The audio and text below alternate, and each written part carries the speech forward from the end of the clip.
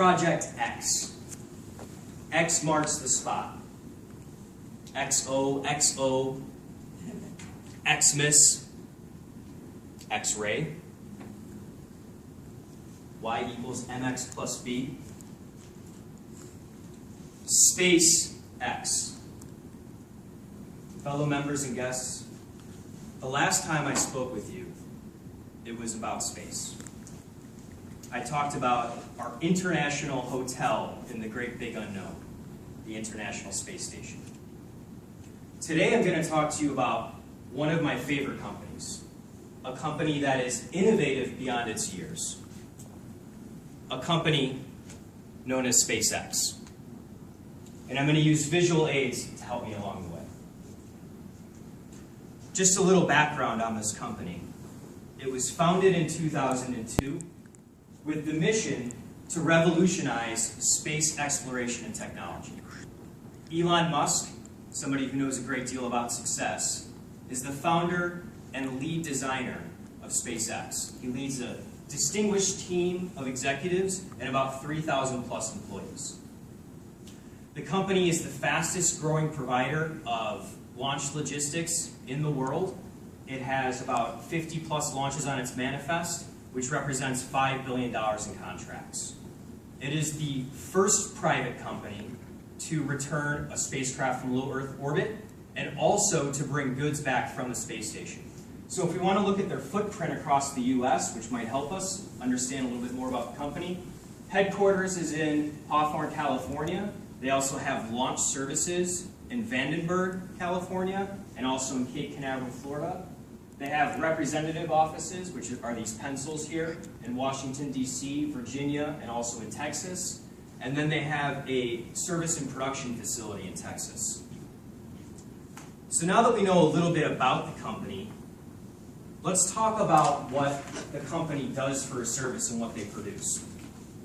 As I mentioned, they provide things, logistics service to and from space. So something that might go to space is a satellite. They provide satellite service. And from space, they're providing logistics to take cargo back. How do they get those things to and from? This is their specialty. They are rocket builders. So the first rocket I want to talk about is the Falcon 9. This is a dual-stage rocket. And in layman's terms, what that means is there are two intervals of rocket burn. So this is the rocket when it leaves the launch pad. Right at the bottom, is the first stage. It's a 9-engine rocket. This is the configuration of the engines. Eventually, once it reaches a certain height, there's a separation event here, where the rocket literally splits apart. And then it's picked up by this single-engine rocket to push it on its way. At the top of the Falcon 9, and at the top of all the other rockets, is something known as the Dragon, hence the title of my speech. And I'm going to pull up here the Dragon on their website so you can see what it looks like. The Dragon's composed of a few different parts. This pressurized section is known as the capsule, and it can hold different types of goods that would need to be pressurized. Eventually, human cargo will go from the Dragon up to the space station. And then here, the base, or the core, is non-pressurized. Again, it can hold different types of cargo, but more importantly, what it holds is the Dragon's solar wings. So if we scroll down, we can see how it's configured. And eventually, you'll see that the solar wings kind of come out of this Dragon. And that's what it looks like when it's in space. So that's the Dragon right there at the top, attached to the International Space Station. The next rocket that I want to talk about is the Falcon Heavy. And it looks similar to the Falcon 9, except for that it has these two boosters on the sides. And the three cores together have a total of 27 engines. It's one of the most powerful rockets in the world. It's really a pretty amazing vehicle.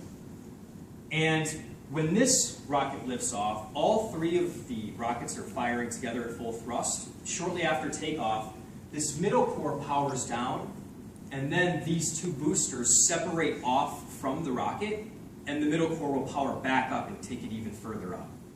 Really pretty amazing. The other thing that you'll see here on the Falcon Heavy is that it has landing gear.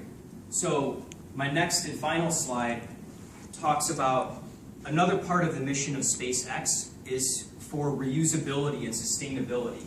It's one of the major goals of the company.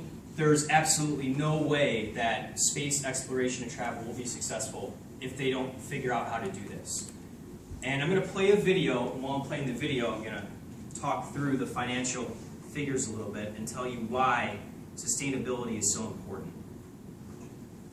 So what you're going to watch now, if this goes, is a product called the Grasshopper that they're developing, and this really underscores the sustainability work that SpaceX is going to do.